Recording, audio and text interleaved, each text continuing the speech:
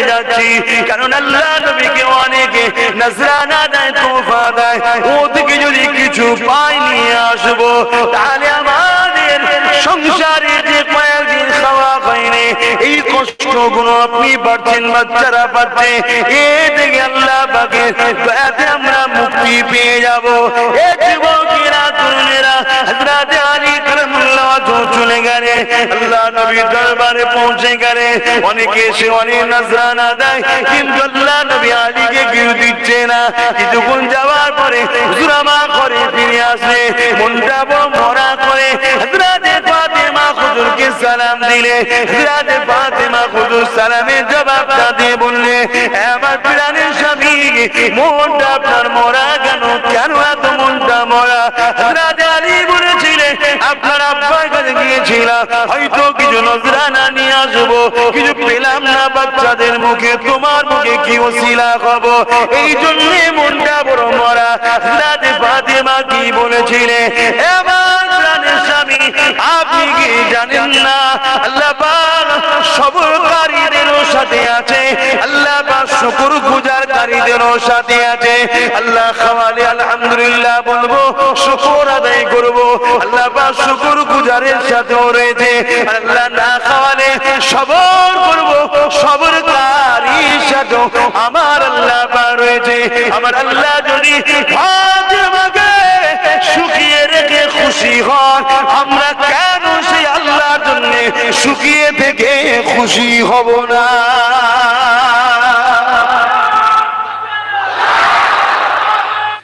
হযরত ফাতেমা জাহরা কি বলেছিলেন, এ আমার প্রাণের স্বামী, আমি আল্লাহ পাকের কাছে অনেক শুকরিয়া আদায় করি।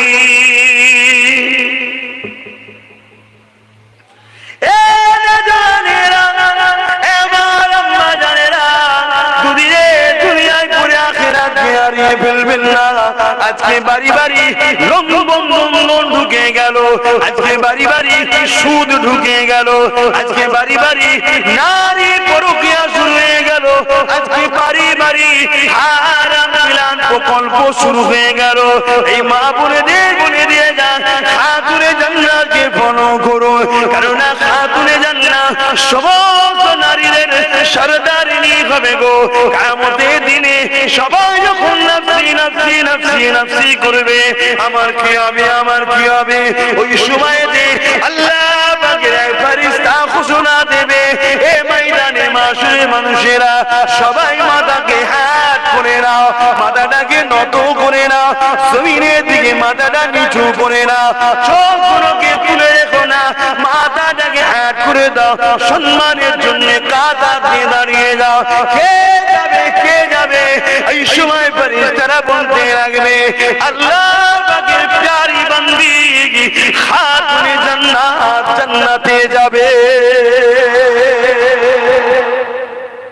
এমনি এত সম্মান পাই, আল্লাহর পরীক্ষায় তারা কামিয়াবি হয়েছে। আর আমাদের কি হচ্ছে? পর্দা শেষ, মেয়ে ছেলে বেটা ছেলে এক জায়গায় গিয়ে খেলা খেলি করে ফ্রিতে কিছু পেলে লিবার জন্য ছুটছে, হুঁশি নাই যে আমি আমার আল্লাহর বিরুদ্ধে, রাসূলের বিরুদ্ধে চলে যাচ্ছি। অথচ এই দুটো পা, যে পায়ে বিরোধী করছি, পাটাও আল্লাহ দিয়েছে। হাসেন আল্লাহ আমাদের হিসাব নেবে, দুনিয়ায় আল্লাহ আমাদেরকে চার দিয়েছে, ছেড়ে কিন্তু দেয়নি।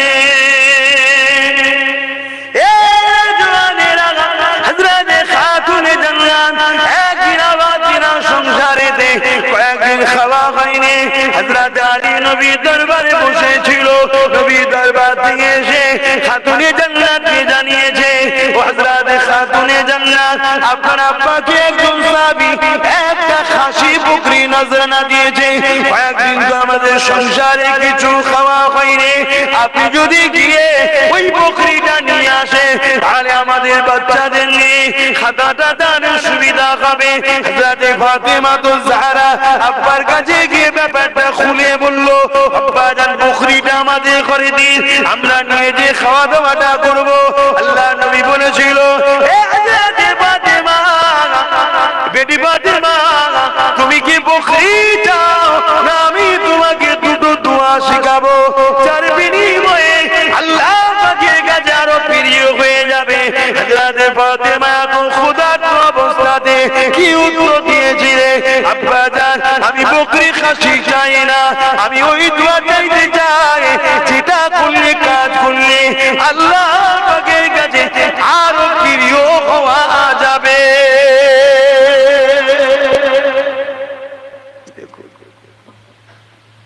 আর আমাদের সামান্য একটু কাজটা ছেড়ে দিয়ে নামাজটা পড়ে আমার নয় কাজটা করবো কোনি, আমার ইনকাম করতে হবে।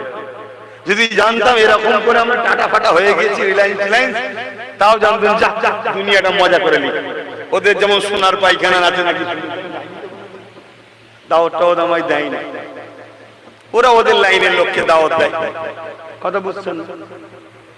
আর ওদের দাওয়াতের আশাও আমি করি না।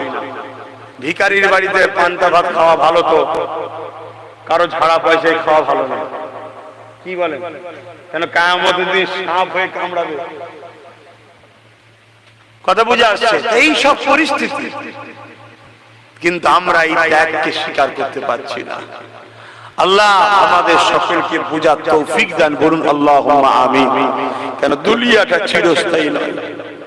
আমরা মনে করি পৃথিবীটা বিশাল। কে বলেছে বিশাল পৃথিবী?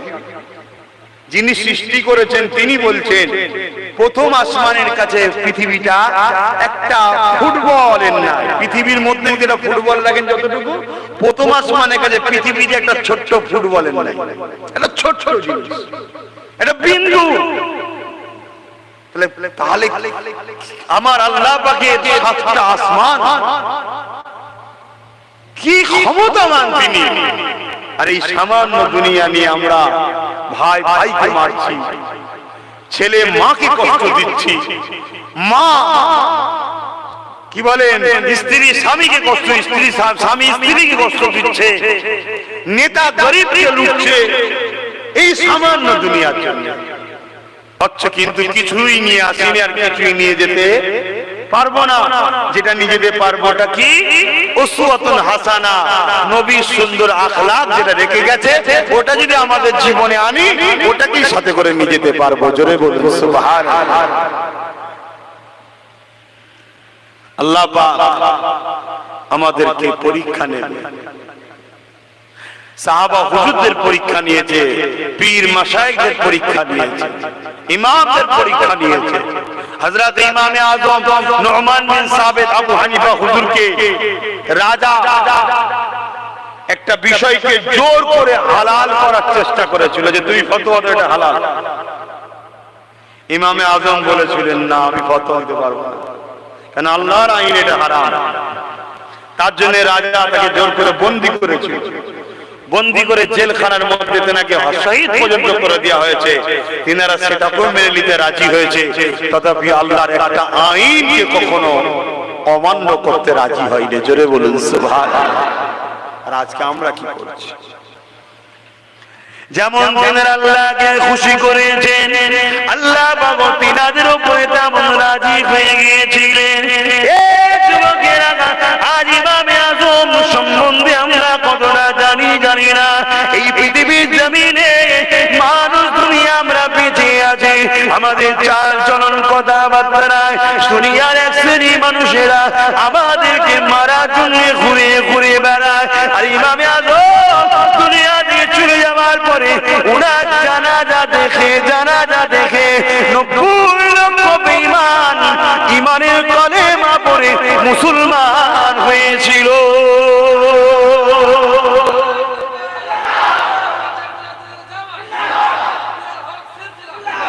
দেখুন কেমন মানুষ তিনারা। একজন মানুষ ইন্তেকালের পরে, চলে যাওয়ার পরে তিনার জানাজা দেখে 90 লক্ষ, এই 90,000 মানুষ ইমানের কালেমা পড়েছে। ইমাম মালিক ওদের জানাজা দেখে 70,000 লোক ইসলাম এনেছে। তারা কেমন মানুষ ছিল? দুনিয়াদারি করতে হবে, বাচ্চাদের ভবিষ্যৎ, বাচ্চাদেরকে দেখাশোনা, তাদেরকে পিয়ার করা, তাদেরকে শিক্ষিত করা, তাদের কি করে দুনিয়াতে যেদের সঙ্গে বাঁচবে, গার্জেন হিসাবে আপনার দায়িত্ব করতে হবে। এগুলো তো ইবাদত, এগুলো যে ইবাদতের বাইরে তা নয়, এটাও ইবাদত। কিন্তু এগুলো করতে করতে আপনি দুনিয়াকে, সন্তানকে, পরিবারকে আল্লাহর উপরে তুলে দিচ্ছেন। তাই আজকে দুনিয়া সন্তান বাপ মার বিরুদ্ধে হয়ে গেছে, পরিবার স্বামী স্ত্রীর বিরুদ্ধে হয়ে যাচ্ছে। কেন? আল্লাহর উপরে আমরা তুলে দিচ্ছি। যেটাই করেন না কেন মনে রাখবেন, কুল্লু নাফসিন যায়িকাতুল মউত, কবরে সবাইকে যেতে হবে। আর দৈনিক কবর তোমাকে আমাকে ডেকে ডেকে বলতে লাগে। কি বলতে লাগে? নবী আমার জানিয়ে দিলে কবর প্রতিদিন বলতে লাগে, এ দুনিয়া নর নারীরা, এই কবর কিন্তু বড় একা থাকার জায়গা, তৈরি হয়ে আসো। এই কবর কিন্তু মাটির ঘর, তৈরি হয়ে আসো। এই কবর কিন্তু পোকামাকড়ের জায়গা, তৈরি হয়ে আসো। এই কবরে কিন্তু তোমার সাথে কেউ থাকবে না। এই যুবকেরা, তাই দুনিয়া জিন্দেগিতে কারবার, ব্যবসা বাণিজ্য করতে হবে, সবটাই নবীর সুন্নাত অনুযায়ী করতে হবে।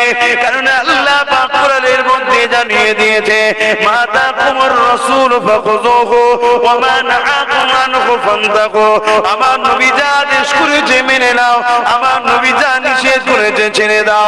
ব্যবসা করবেন নবীকে ফলো করে, কারবার করবেন নবীকে ফলো করে, সংসার করবেন নবীকে ফলো করে, আত্মীয়তা করবেন নবীকে ফলো করে, বড়দেরকে সম্মান করবেন নবীকে ফলো করে, ছোটদেরকে স্নেহ করবেন নবীকে ফলো করে, নামাজ পড়বেন নবীকে ফলো করে, রোজা রাখবেন নবীকে ফলো করে, হজ করবেন নবীকে ফলো করে, যাকাত দেবেন নবীকে ফলো করে, কন্যার বিবাহ দেবেন নবীকে ফলো করে, মা বাপকে ভালোবাসবেন নবীকে ফলো করে, এতিমদেরকে ভালোবাসবেন নবীকে ফলো করে, রাজনীতি করবেন নবীকে ভালোবাসেন নবীকে ফলো করে, দেশকে ভালোবাসেন নবীকে ফলো করে। আপনার সমাজনীতি, অর্থনীতি, রাজনীতি, পরিবার নীতি, রাষ্ট্রনীতি, সব নীতিটা একমাত্র মডেল হবে নবী নবী নবী নবী। এই কলেমা পড়া বিশ্বাসী ইমানদার ঘরের ছেলেরা, এর বাইরে গিয়ে কখনো আল্লাহ নবী পাওয়া যেতে পারে না। লাইফটা তোমাকে তৈরি করতে হবে, তোমার রাসূল যেভাবে তৈরি করতে বলেছে ওই কাজগুলোকে তোমাকে মেনে নিতে হবে। যে কোনো তোমার নবী মেনে নিতে বলেছে ওই কাজগুলোকে ছেড়ে দিতে হবে, যে কোনো তোমার নবী ছেড়ে দিতে বলেছে এর উল্টো গিয়ে যদি আশা করো নবী আমাদের জন্য রয়েছে, অবশ্যই বোকা হয়ে বসে আছো। কিয়ামতের দিনে কিন্তু বিপদে পড়ে যাবে, কেননা কিয়ামত এত কঠিন হবে যেদিনে বাপ ছেলে হবে না, ছেলে বাপের হবে না, মা মেয়ের হবে না, মেয়ে মায়ের হবে না, সবাই নফসি নফসি নফসি করতে লাগবে। ওই দিনে আল্লাহ বলবে, জিবরাইল আমার জাহান্নামকে নিয়ে এসে আরশের পাশে বেঁধে দাও। 70,000 জিনজিল দিয়ে আল্লাহ জাহান্নামকে বাঁধা হবে। এক একটা জিনজিল 70,000 করে ফেরেশতা ধরে রাখবে। এই যুবকরা গল্প বলছি না গো, আল্লাহর কোরআন, নবীর সুন্নাত, নবীর বাণী বলছি। কেননা নবী আমার জানিয়েছে, নবীকে আল্লাহ পাক জানিয়েছে ওই সময় 70,000 জিনজিল দিয়ে জাহান্নামকে বাঁধা হবে। এক একটা জিনজিল 70,000 করে ফেরেশতা ধরে রাখবে, জাহান্নামকে ধরে রাখতে পারবে না। জাহান্নাম লম্বা লম্বা জিভ বার করে গুনাহগার উম্মতকে ধরতে যাবে। গুনাহগার কারা? যারা রাসূলের হুকুমের বেখিলাফ চলে তারা, তাদেরকে ধরতে লাগবে। ওই সময়ে আল্লাহ নবী ছাড়া তোমার আমার কেউ সাহারা হবে না। সেই নবীকে ফলো করুন, সেই নবীকে ভালোবাসুন। আর সেই নবীকে ভালোবাসলে আল্লাহ খুশি হয়, কেননা নবী হলেন আল্লাহর শ্রেষ্ঠ সৃষ্টি। জোরে বলুন সুবহানাল্লাহ। তাই রাসূলকে যে যত ভালোবাসে আল্লাহ তাকে ভালোবাসে। আজ বিশ্বের বিভিন্ন দেশে আমার নবীকে নিয়ে অনেক সময় কার্টুন হতো, ফিল্ম করতো। আমি জানি ওগুলো আমার রাসূলও নয়, কেন আমার নবীর ছবি তো নাই। ঠিক না বেটি? কিন্তু তথাপিও মনে আমাদের কষ্ট হতো, ব্যথা হতো, দুঃখ লাগতো, অন্তর থেকে তাদেরকে ঘৃণা করতাম।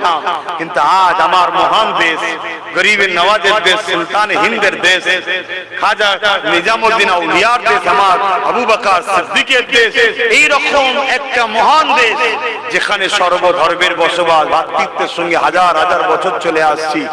এ দেশেও রিসেন্ট দেখছি কখনো মসজিদের বিরুদ্ধে, আজানের বিরুদ্ধে, বোরখার বিরুদ্ধে বলতে বলতে বলতে আজ একদল মানবরূপী পশুরা আমার রাসূলুল্লাহর বিরুদ্ধে মিথ্যা প্রচার এবং যে সম্বন্ধে জ্ঞান বুদ্ধি নয় সেই সব বিষয়ে তারা আজকে বলে বেড়াচ্ছে। এটা আমাদের জন্য দুঃখ না দুঃখ নয়? একটু আওয়াজ দিয়ে বলুন। কিন্তু আপনাদের দুঃখ তো দেখলাম, কিন্তু আপনাদের দুঃখটা তো রিসেন্ট হলো, কিন্তু আজ থেকে 5-6 বছর আগে থেকে বলে আসছি যে দেখুন আমাদের দুই ধরনের দুশমন আছে। এক প্রকাশ্য দুশমন, আর এক দল হলো মাথায় টুপি দিয়ে মুখে দাঁড়ি রেখে মুনাফিক সেজে একদল দুশমন। আজকে এরা আমার নবীর বিরুদ্ধে বলেছে, কোরআন বলছে রাসূলের বিরোধী যারাই করে তারা হলো জারজ সন্তান। আমি কোরআনকে বিশ্বাস করি, তাই আমার নজরে তারা জারজ সন্তান। কিন্তু যারা আমাদের কাছে আসে মাথায় টুপি দিয়ে মৌলভী সাহেব সেজে রাসূলের পাক সাল্লাল্লাহু আলাইহি ওয়াসাল্লামের শানে অনেক গুস্তাগিমূলক কথা বলেছে না বলেনি? বলুন, বলেছে না বলেনি? মাআযাল্লাহ নবী মরে গেছে বলে, নবী শাফাআত করতে পারবে না বলে, নবী আমাদের মতো মানুষ বলে, নবী শানে নানা গুস্তাগি করেছে না করেনি? কই তখন তো আমাদের দিলে আগুন জ্বলে না, তখন তো আমরা আন্দোলন করিনি, উপরন্ত তাদেরকে হালুয়া রুটি আমরা খাইয়েছি। এরা তো টেস্ট করে দেখছে যে ওরা বলছে সমস্যা নেই, আমরা বললে কি হয়, এই টেস্ট করে দেখছে। একটা লোক অমুসলিম সে যদি বলে মদ খাওয়া হালাল, এটা কোন আশ্চর্যের ব্যাপার? এটা কোন আশ্চর্যের ব্যাপার? তার কাছে হালাল হতেই পারে। কিন্তু একজন যদি মুফতি বলে মদ খাওয়া হালাল, অতএব একজন অমুসলিম দাবিদার কোরআনের ভাষায় যার সন্তান রাসূলের কটূক্তি করেছে, অসম্ভব বা অবাস্তব কিছু নয় এটা। কিন্তু যখন মাথায় টুপিতে দাঁড়িয়ে রেখে মুসলমান সেজে আমার নবীর সামনে গুস্তাগি করে, এটাই তো অবাস্তব। তারপর আমাদের প্রতিবাদ নেই কেন? তারপরে ওটা যেমন হলো ওর প্রতিবাদ হলো, তারপরে আবার অনেকে দেখা যাচ্ছে আল্লাহ পর্যন্ত দাবি করে ফেলছে, কই প্রতিবাদ নেই কেন? তাহলে আজ আমরা কোথায়? তবে মনে রাখবেন, এখানে একটা কথা বলে দিই, আজ কিছু ছেলে, তারা কারা আমি জানি না, প্রতিবাদের নামে রাসূলুল্লাহর দিন থেকে তারাও বেরিয়ে যাচ্ছে, তাদের হুঁশ নাই। প্রতিবাদটা কিভাবে করতে হয় ওটা কার দেখানো রাস্তায় করবে? বলুন বলুন, ওটাও রাসূলের দেখানো রাস্তায়। ইসলামিক কান্ট্রিতে কিভাবে প্রতিবাদ করতে হবে ওটাও যেমন নবী শিখিয়েছে, ঠিক তেমনি যেখানে সর্বধর্মের বসবাস সেখানেও তুমি থাকলে সেই ধর্ম নিরপেক্ষ গণতান্ত্রিক দেশে তুমি কিভাবে প্রতিবাদ করবে ওটাও আমার রাসূল শিখিয়ে দিয়ে গেছে। বলুন সুবহানাল্লাহ। ইসলামে সব আছে, নাই একটা জিনিস নাই, মিথ্যা নাই, ধোঁকা নাই, জুলুম নাই, অন্যায় নাই। কথা বুঝে আসছে? বাকি ইসলামে সব শিক্ষা দেওয়া আছে, কিন্তু দুঃখের বিষয় আমরা ফলো করি না। আবার আমাদের ছেলেরা আজকাল তো রিসেন্ট ফেসবুক, ইউটিউব হাতের মুঠোর মধ্যে এখন মানুষের, তাই তো নাকি খুললেই নানা রকম হাজার কোয়ালিটির ওয়াইজিন, হাজার কোয়ালিটির বক্তা, বাপ রে বাপ, কত রকম ডিজাইন, কত রকম সিস্টেম। আমাদের ছেলেরা সব নানান দিকে দেখে, কাউকে কারো এখন ভালো লেগে যায়। কথা বুঝে আসে না? আম মানুষ তো, আমি যদি এখন নকশা থেকে সোনা কিনতে যাই, ঠকবো না? ঠকবো না? কি গো, বেশ ডিজাইন দেখে কিনে নিয়ে চলে এসেছি, চকচক করছিল বলে সব চকচকে সোনা নাকি গো?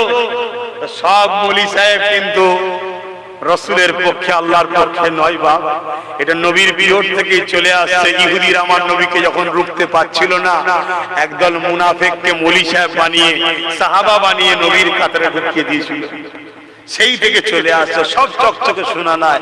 তাই আপনারা আমাদের মুজাদ্দেদ জামানের কোলের ছেলে, একদম কাছে, দেশ বিদেশে বিভিন্ন জায়গায় হয়তো কাজ কাম করছেন, করকে যান, কাজ শিখতে গেছেন কাজ শিখুন, কাজ করতে গেছেন কাজ করুন, ধর্ম শিখে আসবেন না। আপনাদের ইমাম দাদা হুজুরকে মেনে চলবেন। আব্বাসকে নাও ভালো লাগতে পারে, ছেড়ে দেন। ওই পয়সায় ভালো লাগে না, ছেড়ে দেন। ওই পয়সা যেটা ভালো লাগে না, ছেড়ে দেন। দাদা হুজুর ছাড়বেন না, ঠকতে হবে। একটু বললাম কষ্ট হচ্ছে কেন? আমাদের এই ছেলেরা আল্লাহ কারে সব অ্যান্ড্রয়েড মোবাইল হাতে, খুললেই নানা রকম বক্তা এসে যাচ্ছে, কত রকম ডিজাইনের কোয়ালিটি। আর কেউ বলে না আমি কোরআন হাদিসের বিরুদ্ধে, সবাই বলে কোরআন হাদিসেরই পক্ষে। কথা বুঝে আসছে? নকলের গায়েও লেখা থাকে নকল হইতে সাবধান। আপনি আম মানুষ চিনবেন কি করে? এজন্য আপনাকে বলবো মুজাদ্দেদকে ফলো করুন। কোরআন সুন্নাহর পূর্ণাঙ্গ ধারক বাহক উলিল আমর মুজাদ্দেদ জামান দাদা হুজুর পীর কেবলা ছিলেন, তিনাকে ফলো করুন। এটা আপনাদের জন্য সহজ হবে, কেন আপনারা আম মানুষ। যদি কেউ বলে মানা যাবে না, যে বলবে মানা যাবে না, এই যে মানা যাবে না, তার এই কথাটা কি করে মানছেন আপনি? তার কথাটাই বা কি করে মানা যাবে? কথা বুঝছেন না? বলুন, ধরুন আমি বললাম দাদা হুজুরকে মানা যাবে না, এই দাদা হুজুরকে মানা যাবে না, আমি যদি তার কথায় দাদা হুজুরকে ছেড়ে দিই, তার মানে তারও তো এই কথাটা মানলাম। তার কথাটাই বা মানলেন কি করে? সে কে? কিন্তু মুজাদ্দেদ জামান দাদা হুজুর বংশের থেকে রাসূলের এবং খানদানের দিকে রাসূলের এবং কুরাইশ বংশের সন্তান আব্দুল্লাহ ইবনে উমর থেকে মিশকাত শরীফের হাদিস কুরাইশ বংশের নেতৃত্ব মানতে হবে। এবং তিনি পূর্ব ভারতে ইসলামের ইতিহাসে 200 বছরে এরকম মহাপুরুষ কেউ আসেনি। জোরে বলুন সুবহানাল্লাহ। আর একটু জোরে বলা যাবে না? শুধু যে তিনি ইসলামিক সংস্কার করেছে না, তিনি মানুষের দুনিয়াবি কর্মকাণ্ড শিক্ষা সর্বদিক দিয়ে তিনার অল সাইড, কেন তিনি পূর্ণাঙ্গ কোরআনের ধারক বাহক ছিলেন। তাই তিনি দেশের জন্য কাজ করে গেছে, তাই তিনি অন্য ধর্মের মানুষের জন্য কাজ করে গেছে। কেন আমার রাসূলের পুরো লাইফটা যখনই কেউ মানবে, সে রাজাও হতে পারবে, নেতাও হতে পারবে, এমপি মন্ত্রী সিএম হতে পারবে, আল্লাহর ওলি হতে পারবে, ইমামও হতে পারবে, বাপও হতে পারবে, ভাইও হতে পারবে, সব জায়গায় সে দাঁড়াতে পারবে। কেন আমার রাসূল ছিলেন সব কিছুর মডেল। জোরে বলুন সুবহানাল্লাহ। যদি আপনাকে প্রশ্ন করা হয় পৃথিবীর শ্রেষ্ঠ নেতার নাম কি? মুহাম্মদ রাসূল। যদি আপনাকে প্রশ্ন করা হয় পৃথিবীর শ্রেষ্ঠ মহামানবের নাম কি? মুহাম্মদ রাসূল। শুধু মানুষ বলবে তা নয়, প্রতিটা ধর্ম গ্রন্থ বলছে, প্রতিটা ধর্ম গ্রন্থ শুধু বলছে তা নয়, পৃথিবীর বুকে প্রতিটা ধর্মের ধর্মগুরুরাও বলছে মুহাম্মদ শ্রেষ্ঠ। শুধু তিনারা বলে গেছে তা নয়, আজকের দিনে আপনারা এক্ষুনি বসে মোবাইলে সার্চ করুন, গুগলে সার্চ করুন পৃথিবীর শ্রেষ্ঠ মানুষকে, গুগলও বলবে মুহাম্মদ রাসূল। জোরে বলুন সুবহানাল্লাহ। পৃথিবীর শ্রেষ্ঠ সাইন্সকে মুহাম্মদ রাসূল, পৃথিবীর শ্রেষ্ঠ রাসূলকে মুহাম্মদ রাসূল, পৃথিবীর সবথেকে উত্তম চরিত্রওয়ালা ম্যানকে মুহাম্মদ রাসূল, পৃথিবীর শ্রেষ্ঠ স্বামীকে মুহাম্মদ রাসূল, পৃথিবীর শ্রেষ্ঠ বাবাকে মুহাম্মদ রাসূল, পৃথিবীর শ্রেষ্ঠ নানাকে মুহাম্মদ রাসূল, পৃথিবীর শ্রেষ্ঠ ব্যবসা পরিচালনাকারীকে মুহাম্মদ রাসূল, পিছিয়ে পড়া মানুষকে তুলে আকাশ ছোঁয়া বানিয়েছে কে? মুহাম্মদ রাসূল। যে মদিনায় লোক হয়ে যেত না, এত গরীব গাইয়া ছিল, বিমার হয়ে যেত, সেই মদিনাকে পৃথিবীর শ্রেষ্ঠ বানালো কে? মুহাম্মদ রাসূল। পৃথিবীর শ্রেষ্ঠ তিজারি করা শিক্ষাদাতাকে মুহাম্মদ রাসূল, পৃথিবীর শ্রেষ্ঠ ডাক্তারকে মুহাম্মদ রাসূল, পৃথিবীর শ্রেষ্ঠ সায়েন্টিস্টকে মুহাম্মদ রাসূল। ভাই আমার মনে রাখবেন, পৃথিবীর শ্রেষ্ঠ রাষ্ট্রনায়ককে মুহাম্মদ রাসূল। জোরে বলুন সুবহানাল্লাহ। আপনি যেখানে যাবেন সমস্ত উৎসবের শ্রেষ্ঠ পৃথিবীর মুহাম্মদ রাসূল। জোরে বলুন সুবহানাল্লাহ। কারো হিংসা হলো, যদি হিংসা হয় তাহলে লড়াইটা কার সাথে করতে হবে? যিনি মুহাম্মদ রাসূলকে শ্রেষ্ঠ বানিয়েছেন তিনার সাথে। তিনি কে? জোরে বলুন কে? আল্লাহ। এ নমরুদ হবার শখ দেখছে নাকি? মশা এখনো আছে। এই নমরুদকে কিভাবে মেরেছিল মনে আছে তো? সেই মশা আছে না? না, এখন কামড়ালে ম্যালেরিয়া ডেঙ্গু হচ্ছে। আর তুমি যদি নমরুদ হতে চাও, আবার একটা খোঁড়া আসবে তোমার নাকে ঢুকবে, খরমের মার খেয়ে মরবে। এখন খরম মারবে না, লেদারের জুতা মারবে। তো যাক, আমি সংক্ষেপ করবো আমার বাপ ভাইরা, সেই শ্রেষ্ঠ নবীকে শ্রেষ্ঠ স্টাইলে একটু সালাম দেবো। শ্রেষ্ঠ স্টাইল সম্মানের দিক দিয়ে কোনটা বলুন বলুন? দাঁড়ানো, কাকে দেখাবো? কাকে দেখাবো? ইমান টিমান চলে যাবে না তো? আমার তো মাঝে মাঝে মনে হয়, যারা মনে করে নবীকে তাজিম করলে ইমান চলে যাবে, ইমান আছে কোথায়, যাবে কোথায়? কি কেউ যদি বলে আমার ঘরে চুরি হয়ে যাবে, আরে তোর ঘরে চুরি করার কিছু আছে কি? বলছে তা তো নেই। বলছে তাহলে দাঁড়িয়ে জানে নবী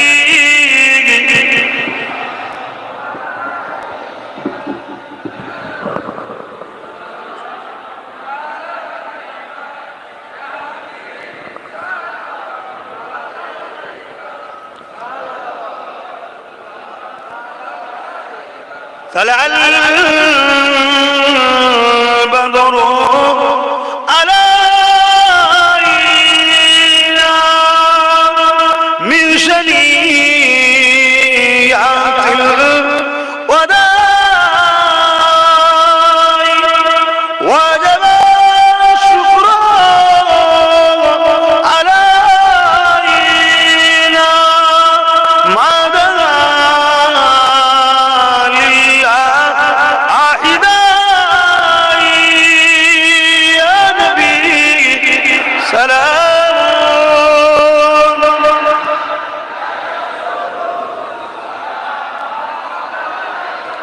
يا حبيب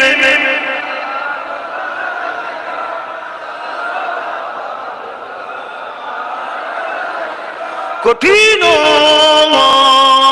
আসো ওরের দিনে কি আছে মোদে এ কপাল গুনাহগার উম্মাত আতো আপনার লইবেন সঙ্গে এ মাশারে নবী সালাম ইয়া রাসূল ইয়া হাবিব